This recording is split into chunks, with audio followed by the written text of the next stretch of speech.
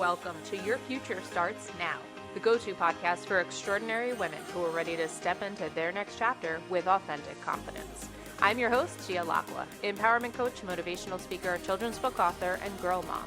Whether you're a corporate powerhouse or an entrepreneur, this show is designed for you. Your Future Starts Now is more than just a podcast. It's a movement towards rewriting the rules of success for high-achieving women. Are you ready to get unstuck and step into your next chapter? If so, you're exactly where you need to be. Your future starts now. Welcome to Your Future Starts Now. I'm your host, Gia. Thanks for tuning in. Today, I'm so excited to welcome back my good friend, Shannon McGorry, to the show. Shannon is a certified professional coach specializing in women's empowerment. Values system, intentionality, and accountability are the principles of her practice. Shannon empowers women to take the powerful pause and tap into their female genius. She supports clients as they take consistent, intentional action in support of their future reality. Shannon, welcome back to the show. How are you? I'm terrific, Gia. So glad to be here. Thanks for having me. I am so excited for our chat today. So Same. I'm surprised you didn't say I'm fine. Yeah, I should have. Definitely should have. But Shannon and I today, the topic of our podcast is diving into the fine mindset and why it is so prevalent and relevant for women right now. And so toxic, might I add. So toxic. It is such a habit to respond, I'm fine. And if we could literally peel that layer back, the things that would actually bubble up are, what most of us have either experienced or are currently struggling with. Redefining a new chapter of motherhood, working out some stuff in a relationship, trying to up level at work while really deciding if that's what we actually want, navigating all the things at home in our personal life, striving for whatever level of well-being, spiritually, physically, emotionally, mentally, that is in front of us. And we just simply say, I'm fine, with a forced smile and a mask that is, a couple inches thick. Yeah. So I love how you called it toxic. Why do you think the default response for women, I mean, probably men too, but today we're talking about high achieving women, but specifically, why has I'm fine become our default response? And why is it so toxic from your perspective? I think it's toxic because it's not authentic and it's not actually the truth. And so our words matter. As I say, I'm fine. Am I trying to convince myself that this is all okay when it really is anything but okay? And we feel that inside, right? It's not okay. And yet I say fine. And so now we're creating this dissonance. We're also giving permission, whether it's our daughters that are with us or other friendships that we have, where when we say fine, we're conditioning the other people to respond that way as well. So I think it creates a self-fulfilling prophecy of dissonance within ourselves and also externally. I think it happens because it's scary and hard to be vulnerable. I think time is of the essence. So if someone asks us how we are in car pickup line or at the food store or at a cocktail party, are we really going to roll our sleeves up and talk about what's challenging us? Probably not. And I think it's also an expectation within ourselves and from those around us, even those that love us and support us, society as a whole, for us to be okay, for us to keep moving, and for us to be able to have it all, juggle it all, balance it all. And to say I'm fine means I'm doing what's expected of me. I'm keeping up with those expectations that people have put on me or that I'm putting on myself.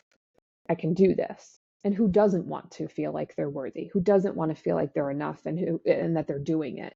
So I think for those three main reasons, it's easier just to say fine, smile, and move on. Yeah, and you bring up a really great point about how that impacts those around us, right? Are we convincing ourselves that we're fine? And then there's also the convincing others that we're keeping up with the expectations. But I also think about, as particularly mothers, Mhm. those women, and particularly single mothers, but this is true within, a more traditional family too. You're the heartbeat Sure. of the family. Yeah.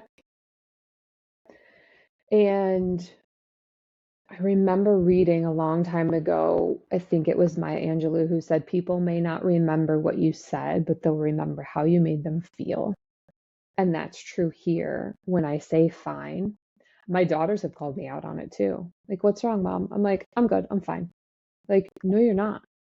And now I can reflect that back to them as they're teenagers. When they say fine, I can pull that back too. So it gives us permission to be authentic, to be Yeah. vulnerable, and to really have conversations versus masking it.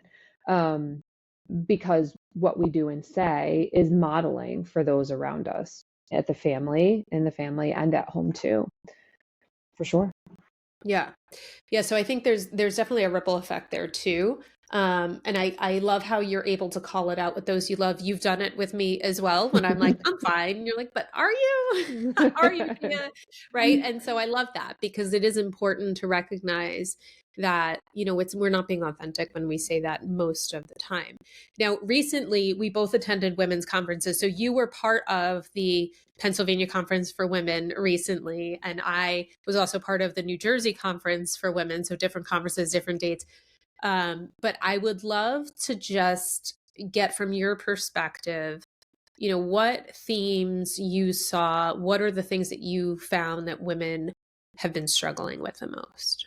Sure. So I kind of served two roles at the conference. One is I did some complimentary coaching to give people an idea of what coaching is like, and we can talk more about that in a second. The second role I had was I had a booth at the convention in like the exhibit hall. And so people would go to the keynote speakers and then come back and walk through. Some are products, some are women owned businesses, services, some are big corporations, education, a variety of different booths there. And so as they're walking through, the backdrop of my booth says, activate your female genius. And that's like my tagline and trademark. And the definition of that is this inner place of knowing, this unique purpose that you have. It's also the place that gets crowded out by the shoulds and have tos of life. So like I may know this thing, but I'm too busy doing what I'm doing to really tap into it. And so that's what my coaching business is founded on, is creating that space where people actually can dive into activating their female genius, getting in touch with that unique purpose. So that's across the back behind me. And then I have a pop-up sign that says, does this sound familiar? It's fine. I'm fine. Everything's fine. And what I loved was you've got all this positive energy, right? People are hearing these keynote speakers and they're with coworkers or they're with a girlfriend or a sister and they're spending the day and they're walking through and they're looking at the sign and they start walking slower and slower and they stop and they read and they nudge the person that they're with. And then they approach me and like, okay, so what is it that you do? And it was amazing to visually watch how those statements just resonated with people.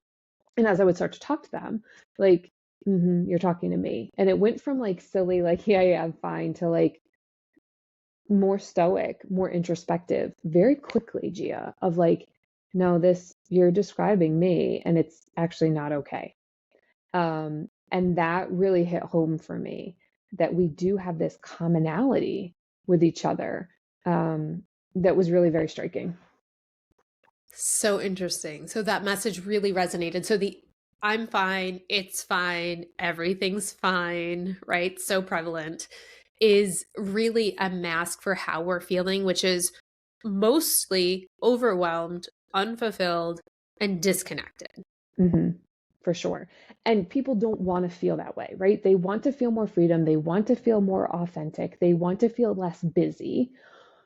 But there's a lot of external pressure. There's a lot of internal and external expectations. So they may desire something different, but they get stuck in, how do I get there? Like, here I am, and I have all of these things that are mine to be responsible for and own, whether it's professionally, personally, or combination thereof. And so if I want to feel different, what does that mean for the life that I currently hold? So that's where Activate Your Female Genius, that's where coaching can step in and help them enact skills, strategies, tools, a structure for how they're going to shift and pivot. Because it may or may not be a drastic change, like I'm leaving my job and pivoting and then like, about face to something else. It may be a smaller shift. And recognizing it doesn't have to be jumping off the cliff. It doesn't have to be this hugely scary thing. But internally, we can create shifts and pivots so that your actions, your behaviors, your habits are more in line with the values that you hold versus this external race and keeping up with and doing because I always did. I talked to a number of women at the conference, and we were discussing like, okay, when we're in our 20s and we start a career or we choose a path, fast forward, now maybe we're in our 30s, 40s, 50s. We're not that same woman. Maybe we have families. Maybe we have significant others. Maybe we have other hobbies and interests. Maybe we have something changing in our health that does or doesn't allow us to maintain that same lifestyle. And maybe we don't want to. But how often are we recalibrating? How often are we looking at who am I now? What matters to me now? And is this still the path and trajectory that I should be on? Or do I need to make some changes? And that's really what coaching can do. But it was really refreshing to talk to women and hear them be vulnerable. And I think that's what the conference created, was this container of a shared space where there was just this immense energy and synergy to be able to kind of set the mask aside and even just peel even just one layer off to admit like, yeah, this maybe isn't everything I thought it would be. Yeah, and I think what you said about how our identity changes over time is really important, because as children and growing up, most of us, right, we're sort of in this cycle of validation and approval from parental figures, right? Then that carries over into college. Then when you get a job, it's how am I going to make the boss happy? How am I going to look good? How am I going to make more money? How am I going to get promoted, right? And so we continue on and we carry that cycle forward because we're doing something right, Yeah. right? And so we say, okay, well, if we're doing this and it's working, we got to keep doing it. Mm-hmm. And sometimes it's really hard to break that cycle and say, well, what is important to me and what matters to me? And, stopping and pausing and asking yourself, like, am I aligning to what I need and I want, or am I just accommodating everybody else's needs and desires? So I think that's really important what you said. In the conference I attended in New Jersey, it was, I ran a couple of breakout sessions, and there was a very similar theme with the women I spoke to who were very much sick of being fine. Mm-hmm. They were over it. Yeah. They were over it. And it's almost like women are looking for permission to not be fine, Mm-hmm. right? To take off the mask, to say, you know what? This sucks. Yeah. And Right. I'm not happy. Yeah. Right. And it's hard. It's hard because you want to keep up that facade. You don't want anyone to see Right. that vulnerable side. You don't want to, we're stuck in this trap of comparison, especially with social media, right? You don't want to look like you're less than someone else. And so that can be really hard. But what I found is that in that room and in that setting, people were more open and willing to share their stories, to take off that mask, to open up about their experiences and talk about what they're really struggling with. And it was different for everybody. Yeah. But the commonality is that everybody was struggling with something. Mm-hmm. Yeah. It's so true. And I think I would add to that list that you created so accurately is that fear of judgment too. Yeah. Like, how dare you not be happy? Look at your career. Look at your family. Look at the house you live in. Yes. What are you talking about? Like, how could you possibly? And we've been conditioned to that too. Like, why aren't you just happy with what you have? Yeah. And those are hard habits, thought habits to break out of. So I love that we can operate in a space such as these conferences, such as this podcast, such as the coaching profession, where we can help women really to unlearn some of that stuff and operate differently. So they are more fulfilled, more purposeful, more passionate about their day-to-day life. Yes. And I think that's an important point too, Shannon, because a lot of times we are told, be grateful for what you have. And that doesn't mean you're not grateful for what you Right. have, right? Whether it's the home you live in, whether it's the job you have, whether it's the family you have, you can have gratitude and be Hmm. grateful for what you have, but still want more, right? And usually the more at this point is not materialistic, Mm-mm. right? We sort of have the material things, and then now it's, well, we're craving that inner fulfillment, that Yeah. inner alignment, right? And trying to figure out what's lacking and where are we not happy and satisfied. Yep, for sure. Yeah. So I think that's a really good point. And on the, as we talk about parenting and mothers, I'd be remiss if we were talking about this earlier. I didn't mention in August, late August of this year, we were talking about the US Surgeon General had issued an advisory on the mental health and well-being of parents, which I thought was so interesting. Not shocking, not surprising, but just interesting to see it in this forum. So I would love your take and thoughts on that report. Yeah, I think it hit home for me because you're so conditioned or used to seeing it being about health risks or products or behaviors. Um, and I don't know about you, but growing up, like, feel like my parents were, you know, parents don't get sick. Parents are like rock stars. Like they can handle anything. They don't, you know what I mean? Like it's just, and even as a mom, when we're down or out or like have to lay down or take, go to the doctor, it's like, what's happening, So to have the Surgeon General call out that parents are struggling or suffering and normalize it and create awareness around it at a very high level was it gave me a big pause in a good way.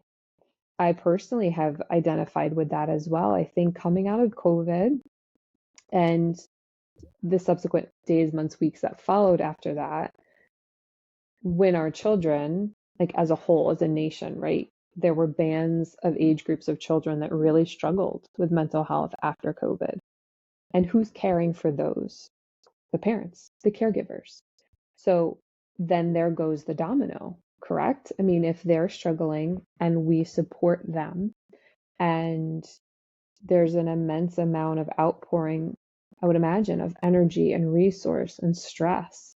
Um, so then, of course, that caretaker frontline is going to be the next. It's the same in the healthcare world. There's been a lot of impact and changes to healthcare after COVID because they too were in that caregiver role. Um, so both populations, I think, and for the Surgeon General to call that out and to really call upon all of us to make some changes, whether it's in companies or corporations or education systems and at home, is really, really refreshing. Yeah. I think the awareness and recognition, right, that this is a real stressor on caregivers is that validation that people are seeking, like, oh, you see me, right? You Yeah. hear me. Like, okay, Hmm. I'm not in this alone. This is a real thing. And one of the things that resonated with me when I read the advisory was um, the mental labor, Yeah. involved with parenting, because when they're little, there's, of course, it's mostly, it's physical. But as they get older, the mental load and the Hmm. invisible load, which most often falls to the default parent, which is often the mother, right? Not always.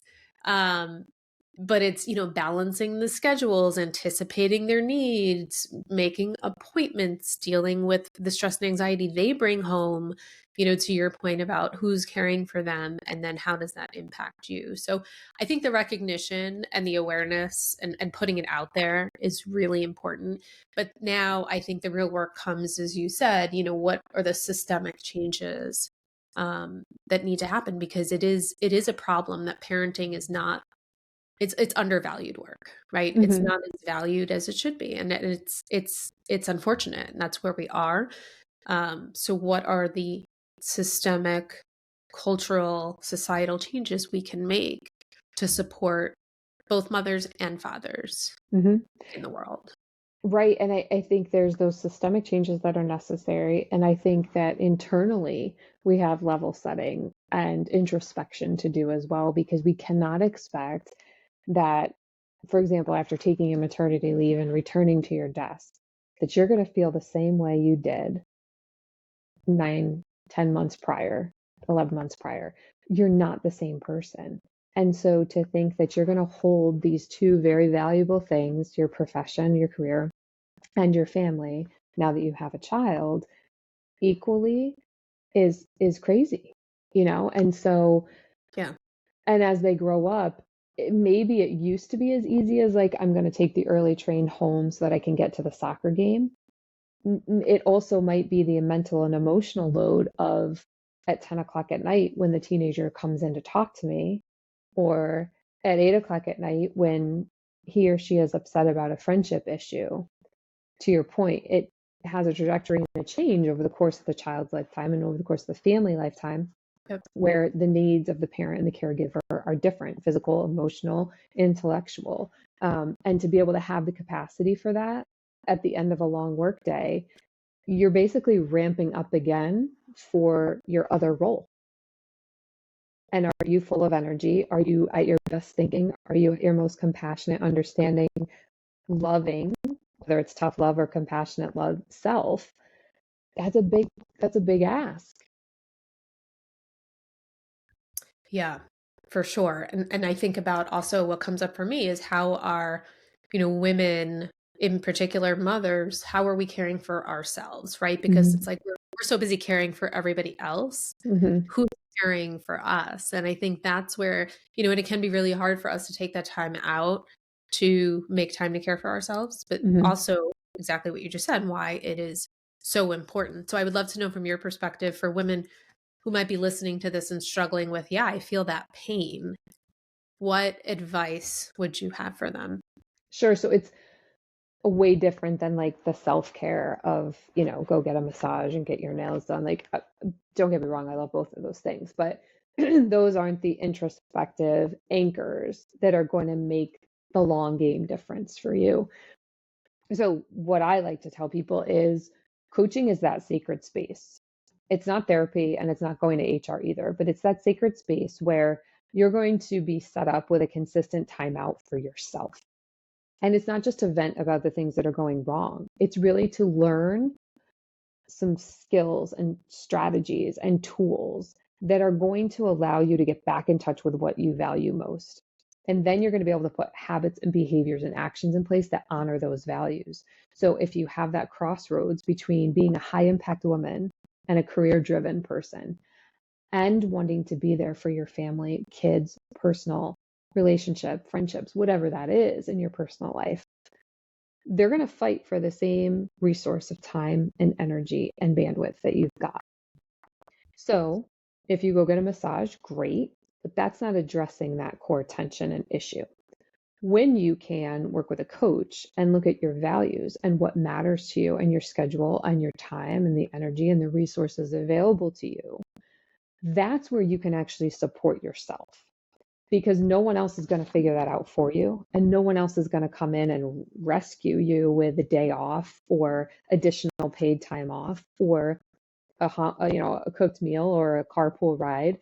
So you've got to create that space for yourself to figure it out, figure out the systems that you need, figure out the support that you need, deep dive with yourself to give yourself permission to say, I'm not going to be at that meeting because I need to reserve that space at home.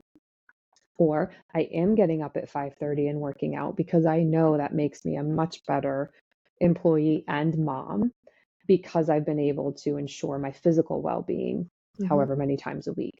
And we don't often create that space for ourselves. We don't, because it's the invisible value. When we don't have it, we see the life depreciation go.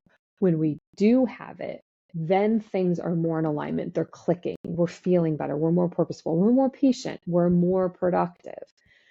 But like I said, if you haven't had coaching or you don't know the inherent value, it can be assumed as a luxury or as like is that really going to make a difference for me? So you've got to do some research, right? You've got to talk to the coach, you've got to do some website digging, you've got to read some testimonials or talk to other people who've worked with that coach to understand if that's a good fit. But the inherent value can be a game changer, like life chapter changing. Yeah, for sure. And I can speak from personal experience that it can be life changing. And I would say, you know, that's a great description of what coaching is and what it can do for you. So thank you for that.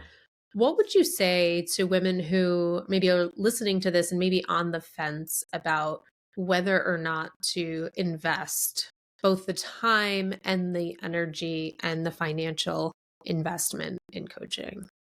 I think she's got to be real with herself. If she is just settling for fine in the status quo, I've seen the most successful coaching clients be those women who are done with it, done settling, antsy for what's next, and ready to do the work. So if that's you, then you just need to research the coach and you need to take those steps, much like any other purchase you would make when you're looking for a home or someone to do a service at your house, or car, or whatever it is that you would purchase. You need to do your due diligence, but it's the level of commitment. If you're kind of vacillating and you're in and out, there has to be that fire there, Gia. Um, but know that coaching is incredibly valuable when the client, the woman, is ready to do the work and the coach is good at what he or she does. So it's that fire of, I want something to be different. And let me just tell you, it's not gonna be until you invest and make the changes. So you Mhm. can want it all you want, but all that is then is just a desire that's out there. If you're not actually willing to do the work that moves you forward towards those desires, nothing is going to change unless it falls out of the sky or something happens on a whim. But it's much more rewarding to do the work yourself because then you've strengthened that inner power, that inner peace, that inner fulfillment. And that is what is consistently going to allow you to uplevel your life. Yeah, I love that. And what came to mind for me as you were talking is it's kind of like the difference between a dream and a goal, Right. right? Like you write it down. Yeah. And Hmm. it's when that pain point is so great that you may not know what needs to change or what needs to happen, but you know that something needs to change. Yeah. So I think that's great advice. And anything else you would want to say to, you know, the women who are done with being fine, you know, for the women who are listening to this saying, yeah, I'm done with being fine, I'm sick of it, I'm over it. Any other tools, advice that you would have for those women? Sure. I think you want to try to get as clear as you can about what's not working. What are the areas of your life where you do feel like you're settling? Because it probably isn't everything. So think about your profession, think about your relationships, think about spirituality, think about wellness, mind, body, soul, think about financially, think about your environment that you live in. Those big categories, I think there's normally 7 of them. And rank your satisfaction 1 to 10. 10 being like, I'm good, I'm really satisfied. 1 being like, this is not at all what I want. And see where the numbers pop up. So you get clear on what it is that's not working. And then be real with yourself. How willing am I to sit with a coach, work with a coach, and do the homework that she or he suggests to implement changes? Then, on another piece of paper, think about if you don't do anything for the next year and you're sitting here approaching the holidays of 2025, because we're currently in November of 2024, and things are exactly the same. Are you able to tolerate that for 12 months? And if not, then go back to, how willing am I to make changes and do the work that's required of me? Um, but I think that first step of getting real clear with yourself what it is that's not okay, and if you're willing to step into an area of work, I think that's where you'll be able to gauge the amount of fire that you've got. Yeah, I think that makes a lot of sense. I think it is getting clear on what that pain point is because it's different for everybody. right? Mm-hmm. And then working with a professional coach who can help you uncover for yourself what it is you want to change. So I love that. And just before we wrap up, Shannon, I want to just confess to our listeners, we've been keeping a little bit of a secret. So if you're a woman who is done with being fine and you are ready for something transformative, Shannon and I have known each other for many years, but I am now honored to call her my business partner because we've got something really big coming and it's just for you. So stay tuned because we are bringing something absolutely game changing for high achieving women who are ready to reclaim their lives and step into true alignment. So Shannon, would you want to just talk a little bit about, without giving away all the details, maybe what led you and I to put this program together? Yeah, like you said, we've known each other for years now, and I think it was one time that we're actually sitting together in person, which is always so amazing because we normally see each other through a screen on a weekly basis. But we just share so many common beliefs, such common purpose, and how to elevate women, how to help them activate their female genius, how to get them in alignment and radically prioritize their lives. And we just kind of had a moment and realized that we need to do this thing together. I'm not a great secret keeper, so you might not want to give me too much airtime on this, or the details are going to get spilled. I love it. I love it. All right, I'll cut you off right now. So look forward for more announcements, updates coming from us. We will be sharing information on this groundbreaking program that will be coming in the spring of 2025. And Shannon, I want to thank you so much for being here today, for sharing your time and your expertise. If our listeners are interested in following you or learning more about you, where can they find you? Sure, they can look at my website called lovestrengthandgrace.com. I'm on social media, but I'm not super active, I've got to confess. So the website's probably the best place to find out a little bit more about me, and you can fill out information there to be in touch, directly with me via the website. Perfect. I want to thank you again for being here. Thanks for having me, Gia. It's always a blast. Amazing. And of course, you can visit my website at gialacqua.com, reach out on Instagram at gialacqua. Don't forget to subscribe, rate, and leave a review. This is Gia and Shannon signing off with gratitude for your time and energy. Our mic drops, but the movement continues. Until next time, your next chapter is waiting. Take care. That concludes another empowering episode of Your Future Starts Now. Before we wrap up, I want to thank this incredible community of high-achieving women. Your energy, resilience, and commitment to growth are the driving force behind what we do. If you enjoyed today's episode, please rate it, leave a review, and don't forget to subscribe so you never miss an episode. Your feedback fuels our mission to empower high-achieving women just like you. And of course, share Your Future Starts Now with the extraordinary women in your life who are also on a journey of healing and empowerment. Connect with us on social media, share your thoughts, let us know what topics you'd like to explore in future episodes. Stay connected on Instagram at gialacqua. I encourage you to carry the energy of this conversation into your day and keep on supporting the incredible women around you. Until next time, remember, your next chapter is waiting.